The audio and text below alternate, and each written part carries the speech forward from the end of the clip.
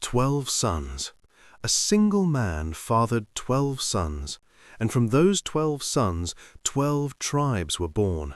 And from those 12 tribes, an entire nation was born that changed the history of humanity forever. But here is what no one tells you. Of those 12 tribes, 10 simply disappeared. They vanished. They were swallowed by history as if they had never existed. Entire empires were mobilized to destroy them. Kings signed decrees to erase them from memory. And most disturbingly, even today, more than 2,700 years later, no one knows for sure where they went. There are theories that place descendants of these lost tribes in Afghanistan, Ethiopia, Japan, and even among the indigenous peoples of the Americas. How is it possible for millions of people to simply evaporate from the map? And more importantly, why did God allow the nation He Himself chose to be torn apart in this way? To understand what happened to the 12 tribes, we need to go back to the beginning. And the beginning is not an army, it is not a kingdom, it is not even a village. The beginning is a family, and deeply dysfunctional family at that. We're around 1800 BC. The place is the land of Canaan, a narrow strip of land between the Mediterranean Sea and the desert, cut by mountains, valleys, and dry wadis. And in this land lives a man named Jacob. Jacob is the grandson of Abraham, that Abraham, the same one to whom God promised that his descendants would be as numerous as the stars in the sky. Genesis 22:17 records this promise. But looking at Jacob's life, you would never guess that a nation would come from him, because Jacob's story begins with betrayal. Jacob deceived his own brother Esau to steal the birthright blessing. He deceived his father Isaac, who was old and blind, by pretending to be his brother, and because of that he had to flee from home, because Esau swore to kill him. Jacob spent 20 years away from his family, working for his uncle Laban, who, by a twist of historical irony, was just as deceptive as he was. Laban promised his daughter Rachel in marriage in exchange for 7 years of work. Jacob worked the 7 years, and on the wedding night, Laban swapped Rachel for her older sister Leah under the veil. Jacob woke up in the morning married to the wrong woman. Genesis 29 narrates this episode with a cruel detail. The same man who deceived his blind father was deceived in the darkness. And it is exactly from this family mess that the 12 tribes are born. Jacob ended up married to 2 sisters, Leah and Rachel, and also had children with 2 concubines, Zilpah and Bilhah, 4 women, 12 sons, and a fierce rivalry between them. Leah was the rejected wife. The Bible says bluntly that Jacob did not love her. Genesis 29:31 says that, when the Lord saw that Leah was hated, he opened her womb, meaning she began to have children, while Rachel, the favorite, remained barren. And the names Leah gave to her children revealed the pain she carried. The first, Reuben, see, a son, because she believed that now her husband would love her. The second, Simeon, the Lord heard that I am hated. The third, Levi, now my husband will become attached to me. Each name is a cry from a woman begging for attention. Rachel, furious with jealousy for not having children, sent her concubine Bilhah to lie with Jacob, and Bilhah had Dan and Naphtali. Leah responded by sending her concubine Zilpah, and Gad and Asher were born. Then Leah had more children, Issachar, Zebulun, and a daughter, Dinah. And finally, after years of waiting, Rachel conceived. Joseph was born, and much later, Benjamin, the last son, whose mother died in childbirth. Pay close attention to this detail. 12 sons, 4 different mothers, a house full of jealousy, favoritism, and resentment. This is not a holy family living in harmony. It is a powder keg, and the explosion was coming. Because Jacob committed the same mistake his parents did. He chose a favorite, Joseph, the first son of Rachel, the woman he loved. Jacob gave Joseph a special tunic. The Hebrew text says ketanet pasim, which was likely a long garment with sleeves made of fine dyed fabric. In a world where clothes defined social status, that was a slap in the face to the other 11 brothers. It was like saying, "This is my heir, you are supporting characters." And Joseph did not help. At 17, he had dreams where sheaves of wheat and stars bowed down to him, and he told his brothers about it. Genesis 37:8 records their reaction. "Will you indeed reign over us?" The hatred grew until it became unbearable.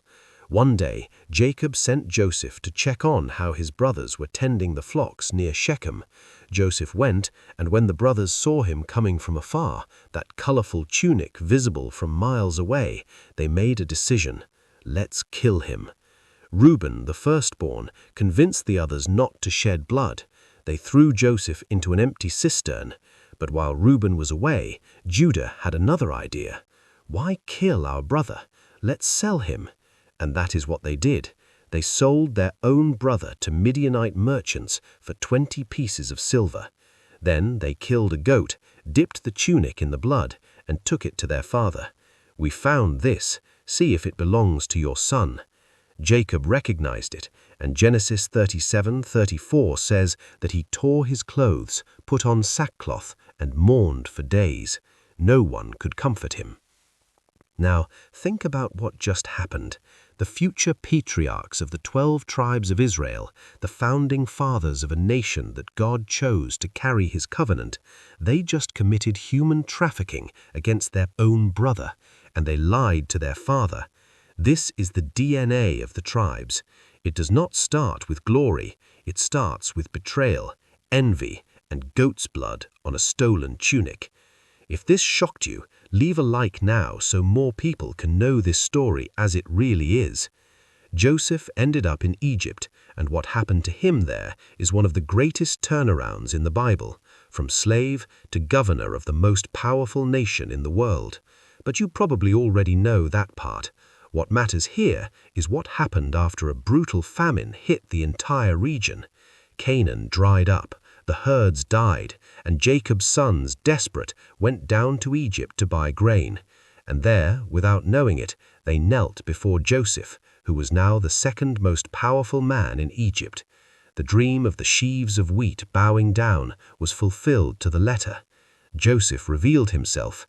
There was weeping, reconciliation, and Jacob went down to Egypt with the whole family. Genesis 46:27 tells the exact number, 70. Remember that number, because from those 70 people, millions will be born.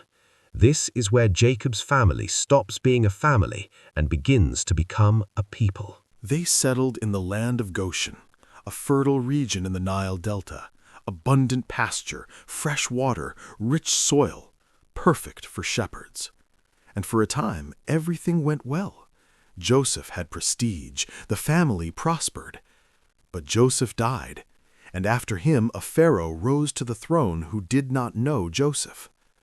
Exodus 18 marks this turn with a short and devastating phrase, a new king who did not know or did not care what Joseph had done for Egypt. And what this Pharaoh saw terrified him because the Hebrews had multiplied explosively. Exodus 17 says that the children of Israel were fruitful and increased abundantly and multiplied and waxed exceeding mighty, and the land was filled with them from 70 to hundreds of thousands in about 400 years. Pharaoh decided that this was a threat. If a war broke out, that massive population could ally with the enemy. So he did what empires always do when they fear a growing minority. Slavery, forced labor, building store cities like Pithom and Ramesses, bricks of mud mixed with straw under the scorching sun of the Egyptian desert. And when that was not enough to contain the growth, came the most brutal order. Every newborn Hebrew boy must be thrown into the Nile. It is in this scenario of genocide that the tribes are forged, not in freedom, in captivity, not in temples, in construction sites. For 430 years, according to Exodus 12:40, the descendants of Jacob lived in Egypt, and during that time, something crucial happened. They stopped being a family and organized themselves by tribes. Each group of descendants of each son of Jacob maintained its identity. Reuben with Reuben, Judah with Judah, Benjamin with Benjamin. And then came Moses, the plagues, the Exodus. The night the angel of death passed over Egypt, and every firstborn died except in the houses marked with the blood of the Lamb. The sea opened, and suddenly a people who only knew slavery are free in the Sinai desert, looking back and seeing the dust of the most powerful army on earth being swallowed by the water. But here is the problem no one mentions. You just freed between 600,000 and 2 million people. The number depends on the interpretation of Exodus 12:37, and threw them all into the desert. No city, no government, no law, no infrastructure, no stored food. It's like emptying an entire metropolis and dropping everyone in the middle of nowhere. How do you organize that? The answer is by the tribes. And it is in the Sinai desert that the tribal structure becomes official, military, and sacred. Numbers chapter 2 describes with surgical precision how the tribes camped around the tabernacle, the sacred tent that housed the Ark of the Covenant. It was not random. It was a military and religious formation at the same time. Judah, Issachar, and Zebulun to the east in the vanguard position, and it is no coincidence that Judah, the royal tribe, was on the side where the sun rises. Reuben, Simeon, and Gad to the south, Ephraim, Manasseh, and Benjamin to the west, Dan, Asher, and Naphtali to the north, and in the absolute center of it all, the Levites, the tribe of Levi, who received no territory because their inheritance was God Himself. They took care of the tabernacle, the sacrifices, the music, and the teaching of the law. Now notice something. I said 12 tribes, but I listed 13 names. This is because Joseph did not become one tribe. He became two. His sons, Ephraim and Manasseh, were adopted by Jacob on his deathbed in Genesis 48, and each received the status of a full tribe. And Levi, being the priestly tribe, was set apart and did not count in the territorial division. So the number 12 is maintained, but the composition changes depending on the context, military, territorial, or ceremonial. And here something fascinating enters. Numbers chapter 1 brings the first census in history recorded in the Bible, a military census, counting every man over 20 years old fit for war. The total, 603,550 combatants, not counting women, children, the elderly, and Levites. We're talking about an army the size of some powers of the ancient world, and they didn't even have a country yet. The desert lasted 40 years. An entire generation was born and died in the sands of Sinai. And during those 40 years, the tribes received something that transformed a band of former slaves into a people with an identity: the law.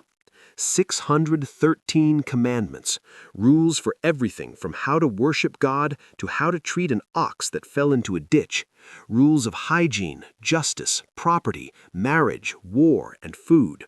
The Torah was not just religion, it was a constitution, a civil code, and a penal code all in one package, and each tribe was responsible for teaching and obeying this law within its own clan.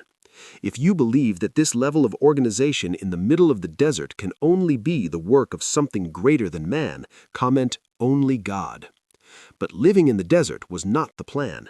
The plan was Canaan, the land that God had promised to Abraham, Isaac, and Jacob, a land that, at that moment, was occupied by dozens of different peoples: Canaanites, Hittites, Amorites, Perizzites, Hivites, Jebusites, cities fortified with stone walls, armies with chariots and iron weapons, and the Israelites were still using bronze.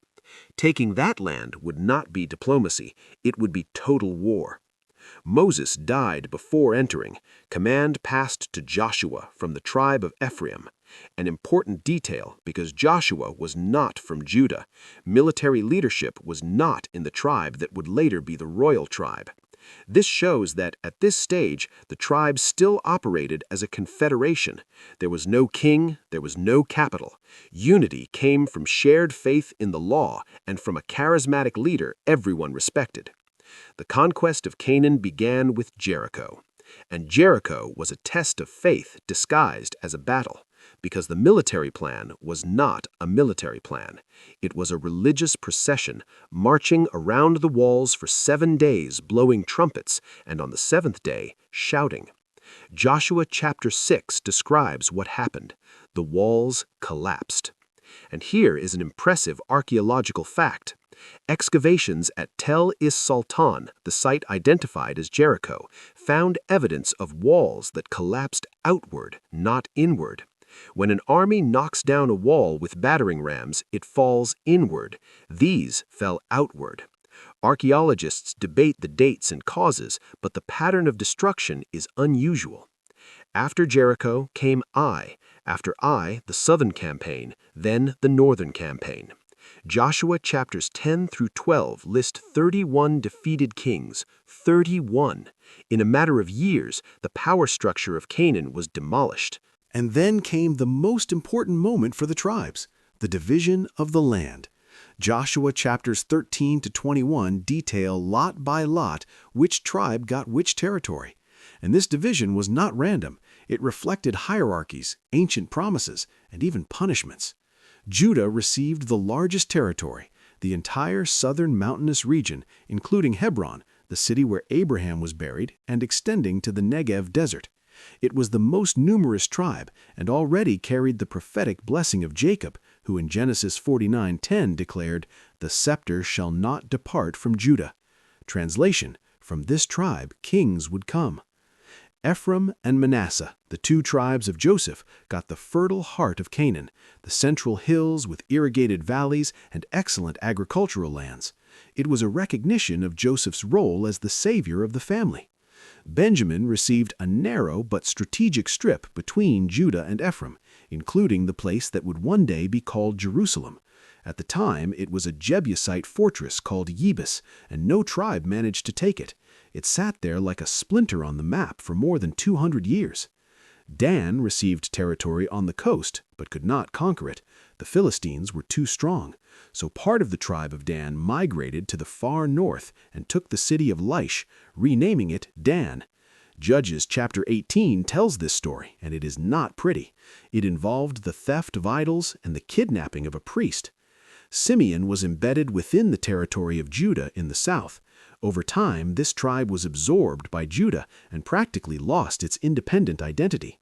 Some scholars point out that this was a consequence of Jacob's curse in Genesis 49:7, "I will divide them in Jacob and scatter them in Israel," a punishment for the massacre of Shechem that Simeon and Levi committed decades earlier. Zebulun and Issachar were in the Jezreel Valley, one of the most fertile regions in the land of Israel, and also one of the most vulnerable. The valley was a natural trade and military route, which meant these tribes were always in the way of any invading army. Naphtali and Asher were in the far north, in the mountains of Galilee and the coastal strip of Lebanon. Gad and Reuben did something different from everyone else. They asked to stay on the east side of the Jordan River in Transjordan. Numbers 32 records that Moses was furious with the request. He thought it was cowardice, that they were abandoning their brothers. But Gad and Reuben argued, "The land is good for livestock, and we have many cattle." They promised to cross the Jordan to fight alongside the other tribes in the conquest, and only then would they return to the east. And that is what they did. But this geographical separation, tribes on the east side of the Jordan away from the others, planted a seed of division that was never healed. And Levi. Levi did not receive contiguous territory. They received 48 cities scattered across all the tribes.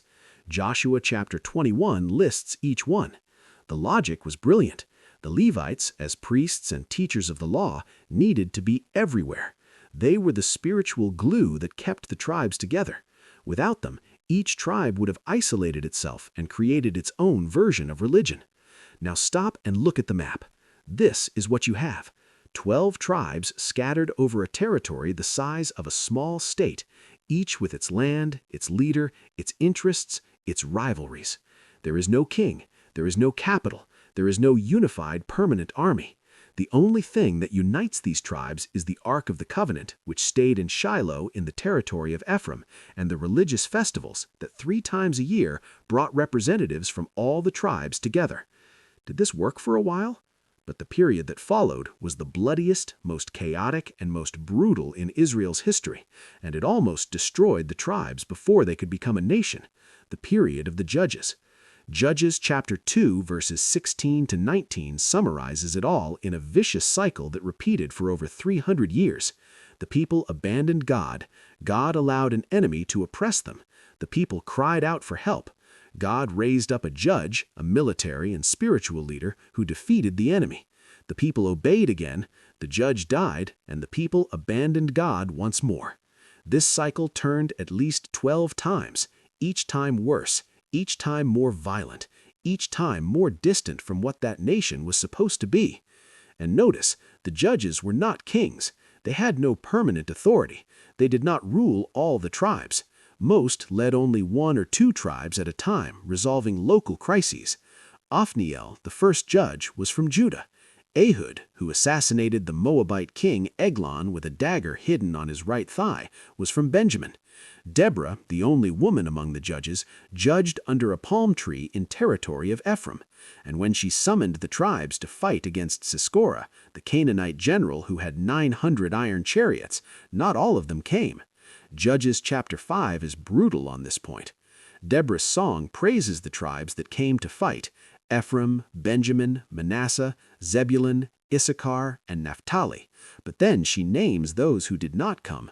Reuben stayed debating among themselves, sitting among the sheepfolds, listening to the bleating of the flocks. Gilead, that is Gad, stayed on the other side of the Jordan. Dan remained on the ships. Asher sat on the coast. It is a public denunciation sung in the form of poetry. Deborah is saying, while your brothers were dying on the battlefield, you stayed home counting sheep.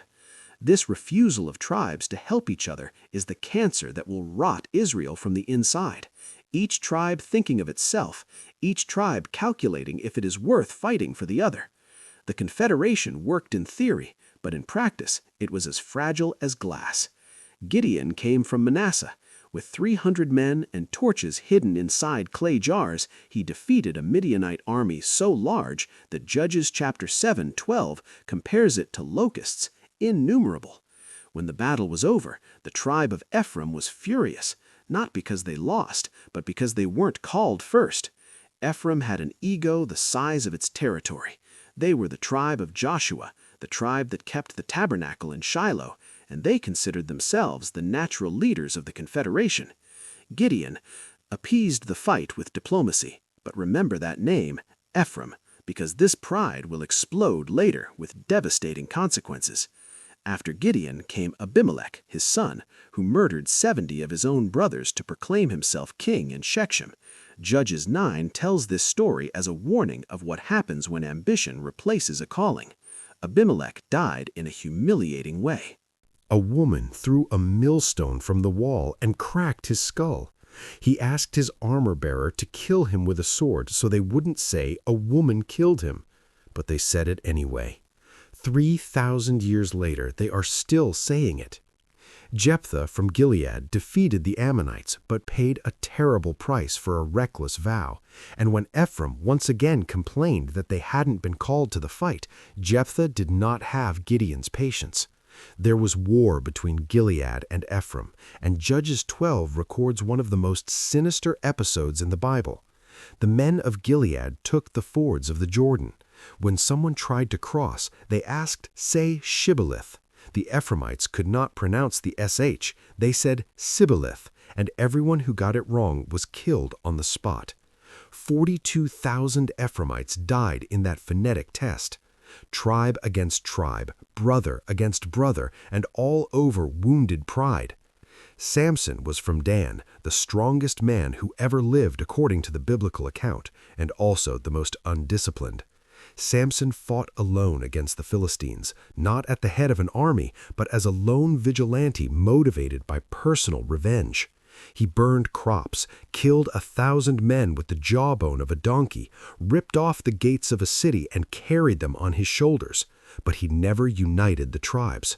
He never led an organized campaign, and in the end, blind and chained, trapped in a Philistine temple, he died by pulling down the pillars upon himself and 3,000 Philistines. Judges 16:30 says he killed more in his death than in his life. A tragic hero of a tribe that was already adrift. And if Samson represents individual failure, what comes next represents collective failure. Judges chapters 19 through 21 tell the most disturbing story in the entire Hebrew Bible. A Levite traveling with his concubine stopped in the city of Gibeah in the territory of Benjamin. At night, men from the city surrounded the house and demanded that the Levite be handed over to be raped. The host refused, and the Levite pushed his concubine out. She was raped all night long. In the morning, he found her collapsed at the door, dead. What he did next is hard to describe. He cut her body into 12 pieces and sent one piece to each tribe, a summons to war made with human flesh. The tribes gathered 400,000 combatants and demanded that Benjamin hand over the culprits. Benjamin refused, and a civil war began, the other 11 tribes against one. 2 battles, and Benjamin won both. 40,000 Israelites died, but in the third battle, Benjamin was crushed. The entire tribe were almost exterminated. 600 men were left. Judges 20:46 says that 25,000 Benjamites died in a single day. And after the carnage, the tribes realized what they had done. They had almost erased one of the 12 tribes, and they had sworn not to give their daughters in marriage to Benjamin. To save the tribe from extinction, they invented solutions that border on the absurd.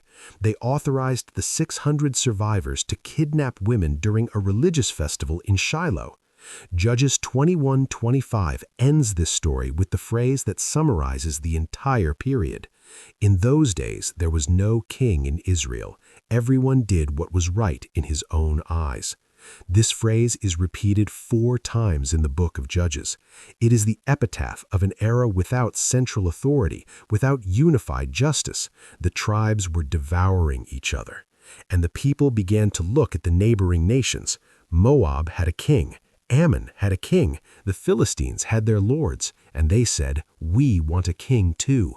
The demand reached Samuel, the last of the judges, a prophet respected by all the tribes, and Samuel's reaction was bitter. 1 Samuel 8:7 records that God said to Samuel, "They have not rejected you, they have rejected me as their king." But God told him to grant the request, and he gave a warning. The king will take your sons for the army, your daughters for the kitchen, your lands for his officials, 1/10 of everything you produce, and when you cry out, God will not answer. The people heard all this and said, "It doesn't matter, we want a king anyway." And God chose the most unlikely king possible, Saul from the tribe of Benjamin. That tribe, the one that was almost exterminated in the civil war, the smallest of all. Saul was literally from the smallest tribe, from the smallest clan within that tribe. 1 Samuel 9:21 records Saul's own surprise. "Am I not a Benjamite of the smallest of the tribes of Israel?" It was as if God were making a statement. Monarchy is not about tribal merit, it is about divine choice. And Saul had the appearance. 1 Samuel 9:2 says he was the tallest in all Israel, from the waist up, taller than any other man. In a culture where physical presence meant leadership, Saul looked like a movie king. But looking like a king and being a king are very different things. In the beginning, it worked. Saul united the tribes against the Ammonites in Jabesh Gilead and won overwhelmingly. The tribes for the first time in generations marched together under a single command. But Saul began to crumble. He offered sacrifices that only the priest could offer because he was impatient. He made a foolish oath that almost cost the life of his own son Jonathan. And when God ordered the total destruction of the Amalekites, every person, every animal, Saul spared King Agag and the best of the flocks. 1 Samuel 15:23 brings the sentence, "Rebellion is as the sin of witchcraft. Because you have rejected the word of the Lord, he has also rejected you from being king." But while Saul was still on the throne, God had already chosen the replacement, a teenage shepherd from the tribe of Judah, a boy no one took seriously. Not even his own father called him when Samuel came to his house looking for the next king. David, the youngest, the ruddy one, the one who played the harp to soothe Saul's tormented spirits without knowing that one day he would take his throne. David killed Goliath with a stone and a sling and became a national hero overnight. But the years that followed were years of flight. Saul, consumed by paranoia and jealousy, hunted David through the desert like an animal. David lived in caves, led a band of 400 indebted and desperate men, and on 2 occasions had the chance to kill Saul and did not do it. 1 Samuel 24 and 26 record these moments. David cut the hem of Saul's robe in the darkness of a cave, and then felt remorse for having touched the Lord's anointed. Saul died in the battle of Mount Gilboa, along with 3 sons, including Jonathan, David's best friend. The Philistines hung the bodies on the wall of Beth-shan, and when the news arrived, David did not celebrate. He wept. He wrote a lament that is in 2 Samuel 1, one of the most beautiful texts in ancient literature. But Saul's death did not mean unity. It meant civil war. Judah immediately crowned David in Hebron, but the northern tribes, led by Abner, Saul's general, crowned Ishbosheth, Saul's son, as a rival king. 2 kings, 2 kingdoms. The crack that existed from the beginning, south against north, Judah against Ephraim, was now official. The war lasted more than 7 years. 2 Samuel 3:1 summarizes, "There was long war between the house of Saul and the house David. David grew stronger and stronger, and the house of Saul grew weaker and weaker." Ishbosheth was murdered by 2 of his own captains. They brought the head to David, expecting a reward. David had them executed. And finally, 2 Samuel 5:3 records the moment all the elders of all the tribes came to Hebron and anointed David as king over all Israel. He was 30 years old. He had waited more than a decade since his secret anointing by Samuel. And the first thing David did as unified king was a stroke of political genius. He conquered Jerusalem, that Jebusite fortress that no tribe had managed to take in over 200 years. And the choice was surgical. Jerusalem was on the border between Judah and Benjamin, but belonged to no tribe. It was neutral ground. By establishing his capital there, David avoided tribal jealousy. It was not the capital of Judah. It was not the capital of Ephraim. It was the capital of Israel, the city of David. 2 Samuel 5:9 marks the foundation. Then he brought the Ark of the Covenant to Jerusalem, dancing before it with such intensity that his wife Michal despised him through the window. But David was not putting on a show. He was merging political power and religious authority in a single place. Jerusalem was now the seat of the throne and the dwelling place of God. No other city in the ancient world carried this double weight. David expanded the kingdom like no Israeli leader before him. He defeated the Philistines definitively. He conquered Moab, Ammon, Edom, and parts of Syria. 2 Samuel 8 lists victory after victory. David's kingdom stretched from the river of Egypt to the Euphrates, exactly the borders God had promised Abraham in Genesis 15:18. For the first and only time in history, the territorial promise was completely fulfilled. But David was a man of war, and God said to him, "You will not build the temple.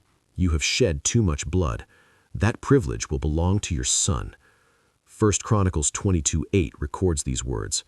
And the son was Solomon, the man who would inherit the largest kingdom Israel had ever known and plant the seeds of its destruction. Solomon started well.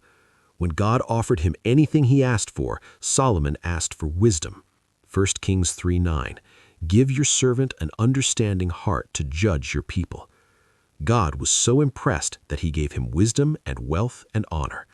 Solomon became legendary. Kings and queens came from afar to hear him. The Queen of Sheba traveled more than 2,000 kilometers from southern Arabia to test his wisdom with riddles, and left saying that not half had been told to her. And Solomon built the temple. 7 years of construction, 180,000 workers according to 1 Kings 5:13-16. Cedars of Lebanon, stones cut in underground quarries so that no sound of a hammer was heard at the holy site. Gold lining the inner walls, cherubim 15 feet tall guarding the Holy of Holies. When the Ark of the Covenant was placed inside and the priests came out, a cloud filled the temple. God's presence was so dense that no one could stand up. But here is where the story turns, because Solomon did not build just the temple. He built a palace that took 13 years, almost double the temple. He built store cities, fortifications, stables for horses. And to finance all this, he did something that echoed the warning Samuel had given the people decades earlier. He imposed forced labor on the northern tribes. 1 Kings 5:13 says he recruited 30,000 men from all Israel for shifts of forced labor in the forest of Lebanon, 1 month in Lebanon, 2 months at home. And who supervised this work? A man named Jeroboam from the tribe of Ephraim. Remember that name, Jeroboam, because he will split Israel in half. Solomon had 700 wives and 300 concubines, 1 Kings 11:3. It was not debauchery, it was diplomacy. Each marriage sealed an alliance with a neighboring nation. But these women brought their gods, and Solomon, the wisest man who ever lived, began to build altars for Ashtaroth, Chemosh, and Moloch on the hills around Jerusalem. The same king who built the house of God now built houses for the gods that demanded child sacrifice. God spoke, 1 Kings 11:11. Since you have done this and have not kept my covenant, I will surely tear the kingdom from you and give it to your servant. Not the whole kingdom. God would preserve one tribe under the line of David because of the promise, but the rest, 10 tribes, would be torn away. Solomon died around 930 BC, and everything David had built was about to collapse in a single assembly. Rehoboam, Solomon's son, traveled to Shechem to be crowned.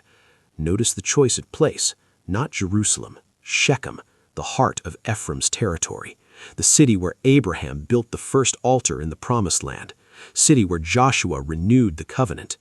If Rehoboam wanted to be king of all Israel, he had to go north and ask for approval. And the north had conditions. The northern tribes sent for Jeroboam, that Ephraimite who had supervised Solomon's forced labor and then fled to Egypt when Solomon tried to kill him. Jeroboam returned and stood before Rehoboam as the spokesman of the north. The request was simple. 1 Kings 12:4. Your father made our yoke heavy. Now, therefore, lighten the hard service of your father and his heavy yoke which he put on us, and we will serve you. Lower the taxes, reduce the forced labor, treat us like brothers, not like slaves. Rehoboam asked for 3 days to think. The old advisers who had served Solomon said, "Yes, speak gently. If you serve this people today, they will serve you forever." The young advisers who had grown up with Rehoboam in palace luxury said the opposite. 1 Kings 12:11 records the advice, "My father loaded you with a heavy yoke, but I will add to your yoke. My father scourged you with whips, but I will scourge you with scorpions." Scorpions were whips with metal tips. Rehoboam chose the young men. When the northern tribes heard the answer, the reaction was immediate. 1 Kings 12:16. "What portion have we in David? We have no inheritance in the son of Jesse. To your tents, O Israel." It is a cry of secession, a declaration of independence, and it was not new. It was the same phrase that Sheba, son of Bichri, had shouted in the revolt against David decades earlier. The crack had always been there. Rehoboam just turned it into an abyss. Rehoboam still tried. He sent Adoram, that head of forced labor, to negotiate. The northern tribes stoned Adoram to death. Rehoboam fled to Jerusalem in a chariot. He tried to gather 180,000 warriors from Judah and Benjamin to reconquer the north by force. But the prophet Shemaiah brought a message from God. You shall not go up or fight against your brothers. Let every man return to his house, for this thing is from me." And the kingdom split. 10 tribes to the north under Jeroboam, 2 to the south, Judah and Benjamin, under Rehoboam. The year was approximately 930 BC. David's dream lasted 40 years under Solomon, and it ended in a single assembly of an arrogant prince who preferred whips to words. If one man's arrogance was capable of tearing apart what God built, comment, pride destroys. Jeroboam was now king of the north, and he had a theological problem. 3 times a year, every Israelite man was supposed to go to the temple in Jerusalem for the feasts, Passover, Pentecost, and Tabernacles. But Jerusalem was in the south, in Rehoboam's territory. If the people of the north continued pilgrimaging to Jerusalem, political loyalty would eventually return to the house of David. And Jeroboam made the most destructive calculation in Israel's history. 1 Kings 12:28. "It is too much for you to go up to Jerusalem. Behold your gods, O Israel, which brought you up out of the land of Egypt."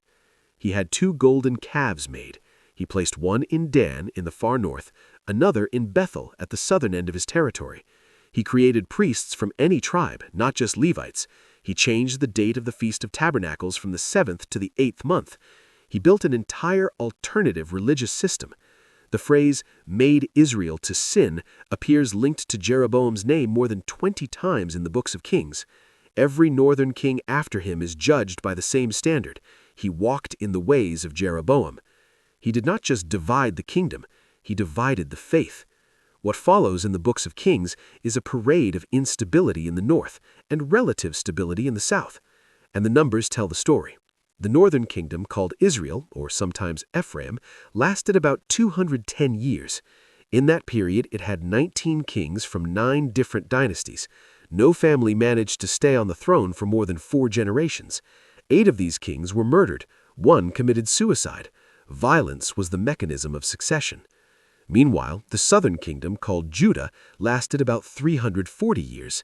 It had 20 kings, all from the line of David, a single dynasty for more than 3 centuries.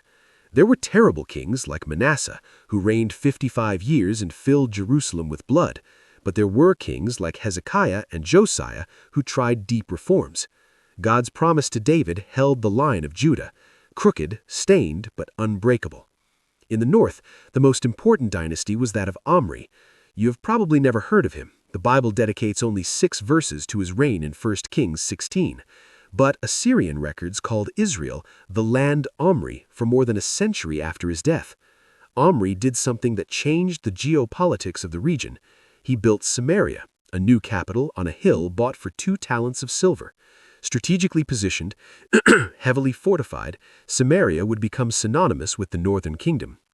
And Omri sealed an alliance with Phoenicia by marrying his son Ahab to a Phoenician princess named Jezebel. That name, if there is a name that carries more negative weight in the entire Bible, it is hard to find. Jezebel did not come alone. She brought 450 prophets of Baal and 400 prophets of Asher. She brought an entire religion in her marriage dowry. Ahab built a temple for Baal in Samaria. 1 Kings 16:33 says, "He did more to provoke the Lord's anger than all the kings of Israel before him." And it was against Ahab and Jezebel that God raised up the most dramatic of prophets, Elijah. The confrontation at Mount Carmel, one of the most cinematic scenes in the entire Bible. Elijah against 450 prophets of Baal. 2 altars, 2 sacrifices. The God who answers with fire is the true God. The prophets of Baal danced, shouted, and cut themselves with knives from morning until afternoon. Nothing. Elijah mocked them. "Cry aloud, for he is a god. Either he is meditating, or he is busy, or he is on a journey, or perhaps he is sleeping and must be awakened." Then Elijah soaked the altar with water, 12 jars, so much water that it filled the trench around it, and prayed a single prayer. Fire fell from heaven. It consumed the sacrifice, the wood, the stones, the dust, and licked up the water in the trench. 1 Kings 18:39. The people fell on their faces and said, "The Lord, He is God. The Lord, He is God." But miracles do not change systems. Jezebel swore to kill Elijah, and he fled to the desert. The same prophet who faced 450 men now ran from one woman. In the desert, he asked to die. God did not rebuke him. He sent food and water and then spoke to him, not in the earthquake, not in the fire, but in a still, small voice. Elijah was not alone. God said he had 7,000 in Israel who had not bowed the knee to Baal. 7,000 in a kingdom of hundreds of thousands. The remnant was small, but it existed. And this idea of a remnant, a faithful group within an unfaithful nation, will become one of the most important doctrines of biblical theology. God was never without witnesses. Ahab died in a battle at Ramoth-Gilead.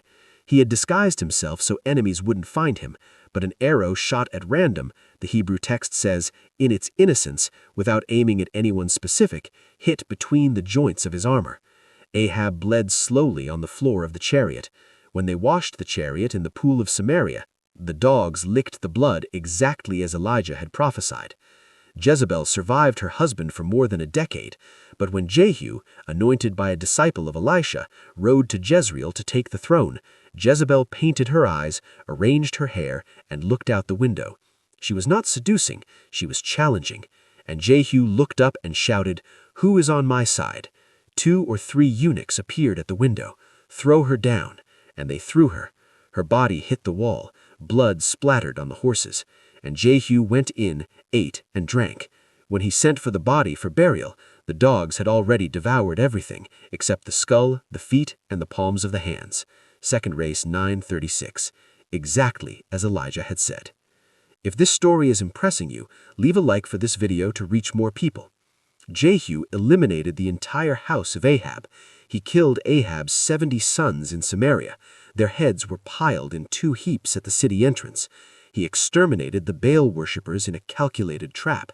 He invited everyone to a great sacrifice in the temple of Baal, and when they were inside, he sent soldiers to massacre everyone. He destroyed the temple and turned it into a latrine. 1 Kings 10:27.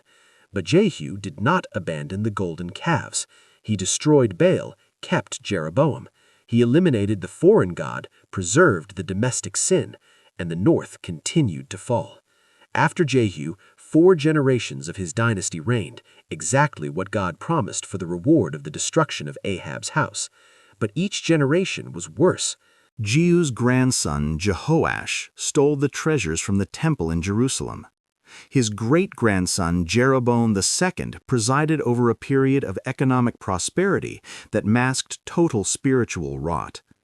It was during the reign of Jeroboam II that Amos prophesied, a shepherd from Tekoa in the south, sent to the north with a message no one wanted to hear. You crush the poor. You sell the righteous for silver and the needy for a pair of sandals. Your religious festivals make me sick. Your offerings empty noise. Amos 5:21-23. I despise your feast days. Take away from me the noise of your songs. But let justice run down like water, and righteousness like a mighty stream. Hosea prophesied at the same time, with a message different in form, but identical in urgency. God told Hosea to marry a prostitute named Gomer. She betrayed him repeatedly. He sought her back. The whole relationship was a living metaphor. Israel was Gomer. God was the betrayed husband who insisted on loving. Hosea 11:8. How can I give up Ephraim? How can I hand you over Israel? My heart churns within me. Even with judgment coming, God's heart was broken. If these words touched you, comment, God is faithful. Judgment came from Assyria, the most brutal empire of the ancient world. The Assyrians did not just conquer, they terrorized. They impaled prisoners alive. They flayed kings and hung their skin on the walls. And they had a policy of mass deportation that no empire before them had practiced on that scale. In 722 BC, after a 3-year siege, Samaria fell. Shalmaneser V began the siege. Sargon II finished it. 2 Kings 17:6 records, In the 9th year of Hoshea, the king of Assyria took Samaria and carried Israel away into Assyria. Sargon's records, found in the ruins Khorsabad in modern Iraq, claim he deported 27,290 people, but the Bible indicates the deportation was much broader. Entire families were uprooted from their lands and redistributed throughout the Assyrian Empire. Hala, Habor, the river Gozan, and the cities of the Medes, places thousands of kilometers from home. And in their place, Assyria brought settlers from other conquered nations, from Babylon, Cuthar, Ava, Hamath, and Sepharim. 2 Kings 17:24. These settlers mixed with the Israelites who stayed. They married each other. They fused their gods with the God of Israel. And this mixture produced the Samaritans, a people the southern Jews would despise for centuries. 10 tribes scattered across the Assyrian Empire, diluted among foreign nations. This is the event that generated one of the greatest questions in history, the 10 lost tribes of Israel. Lost in part. The northern tribes never returned as organized units. They never rebuilt their territories. Reuben, Simeon, Dan, Naphtali, Gad, Asher, Issachar, Zebulun, Ephraim, and Manasseh, as political entities, ceased to exist. But lost does not mean extinct. Individuals from all these tribes had already migrated south over the centuries. 2 Chronicles 15:9 mentions that people from Ephraim, Manasseh, and Simeon settled in Judah because they saw that God was with King Asa. 2 Chronicles 30:11 records that some from Asher, Manasseh, and Zebulun humbled themselves and came to Jerusalem for the Passover celebrated by Hezekiah. The blood of the 10 tribes did not disappear. It diluted into Judah. It mixed into the diaspora communities. It lost the tribal label, but not the Israelite identity. While the north was disappearing, Judah survived, but not by its own merit. 2 Kings 17:18-19 makes sure to warn, Judah also did not keep the commandments of the Lord their God. The difference between north and south was not morality, it was the promise. God's covenant with David worked like a steel cable holding up a bridge about to fall. And the king who most tested that cable was Hezekiah. When Sennacherib, the Assyrian king, invaded Judah in 701 BC, after already having destroyed the north, he conquered 46 fortified cities of Judah. The reliefs from Sennacherib's palace in Nineveh, now in the British Museum, show the fall of Lachish in sculptural detail. Prisoners being impaled, families marching into exile, Assyrian soldiers scaling walls with battering rams. Sennacherib besieged Jerusalem. He sent his official Arabshakeh to shout in Hebrew before the walls, a deliberate psychological warfare. No God has saved any nation from my hand. What makes you think your God will be different? Hezekiah did something no northern king ever did. He entered the temple, spread out Sennacherib's threatening letter before God, and prayed. Isaiah sent the answer. God would fight for Jerusalem. 2 Kings 19:35. That night, the angel of the Lord struck 185,000 Assyrian soldiers. In the morning, they were all corpses. Sennacherib returned to Nineveh and never attacked Jerusalem again. His own sons assassinated him years later inside the temple of his god. Archaeology confirms that Sennacherib never claimed the conquest of Jerusalem in his annals, a deafening silence for a king who detailed every victory. Judah survived, but survival bought time, not redemption. Because after Hezekiah came Manasseh, 55 years of idolatry, child sacrifice, and innocent blood.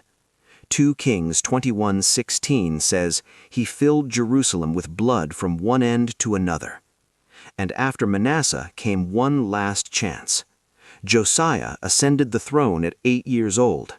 At 16, he began to seek God. At 20, he began to purify Judah from pagan altars. At 26, during a renovation of the temple, the high priest Hilkiah found something in the walls. the book of the law, probably Deuteronomy, possibly the entire Torah. The fact that the book had been lost inside the temple itself says everything about the spiritual state of the nation.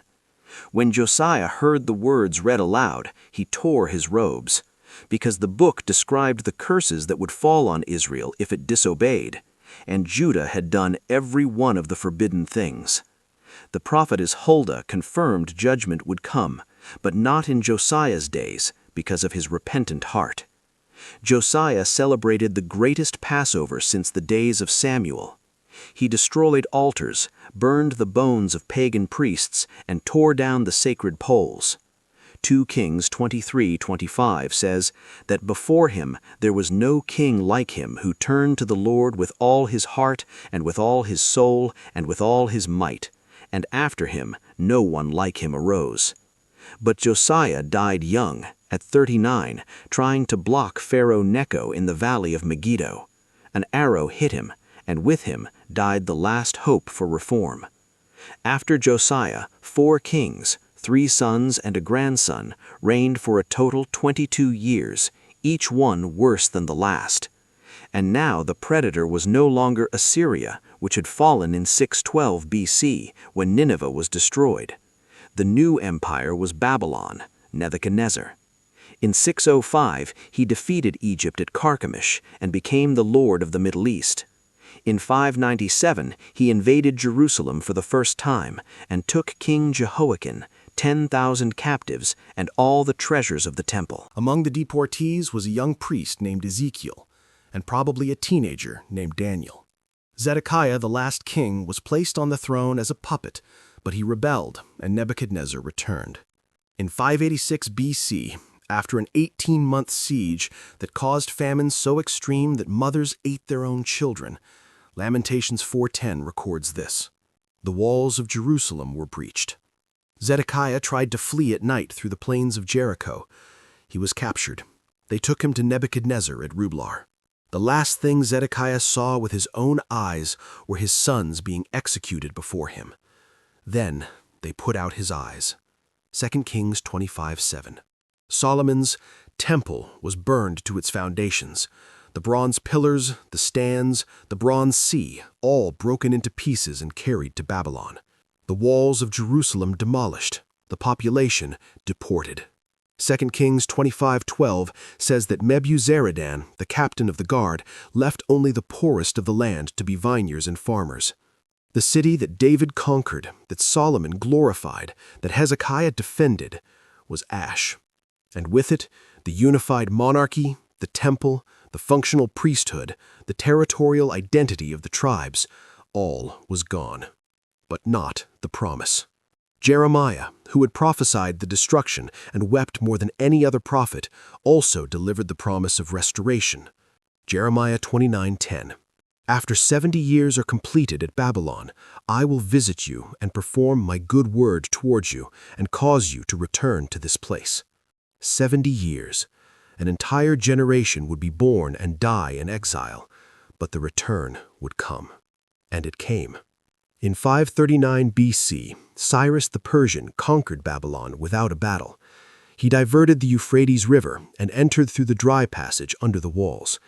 In the first year of his reign, he issued a decree that Ezra 1:23 records, "The Lord God of heaven has given me all the kingdoms of the earth, and he has charged me to build him a house at Jerusalem.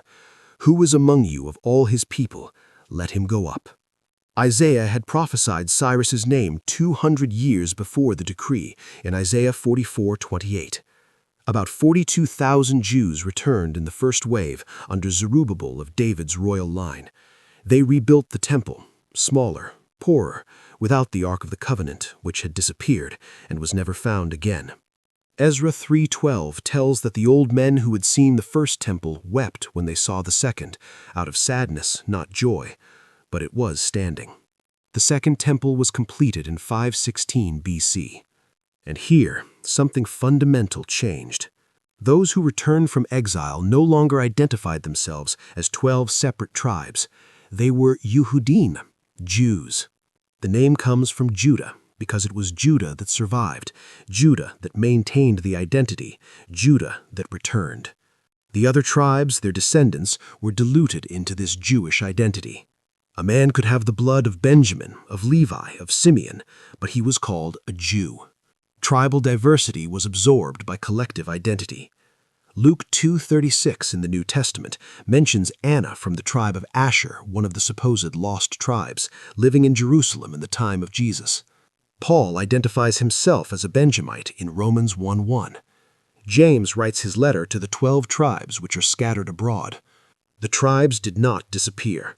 They lost their geographical borders, but they survived as genealogical memory within the Jewish people. What began with 12 sons fighting in a tent in the desert ended with a people forged by fire. The tribes were God's experiment with diversity within unity, and the experiment revealed everything about human nature: jealousy, pride, betrayal, civil war, idolatry, but also courage, faith, sacrifice, and an inexplicable stubbornness to survive. From Reuben, who lost his birthright for a night in his father's bed, to Judah, who survived empires and gave his name to an entire civilization, each tribe carried a piece of history. And that history did not end in the ashes of Jerusalem. It ended, or rather continued, in a stable in Bethlehem, where a descendant of Judah was born, from the line of David, in a city so small that the prophet Micah almost apologized for mentioning it. Micah 5:2. But you, Bethlehem Ephrathah, though you are little among the thousands of Judah, yet out of you shall come forth to me the one to be ruler in Israel. The 12 tribes failed to be what God planned, but the plan never depended on their success. It depended on one. And that one came from the tribe that Jacob blessed on his deathbed with words no one understood for 1,700 years. The scepter shall not depart from Judah until Shiloh comes. The scepter did not depart. And the history of the 12 tribes, with all their glories and all their horrors, was the path to him. If you made it this far, click on the next video appearing on your screen.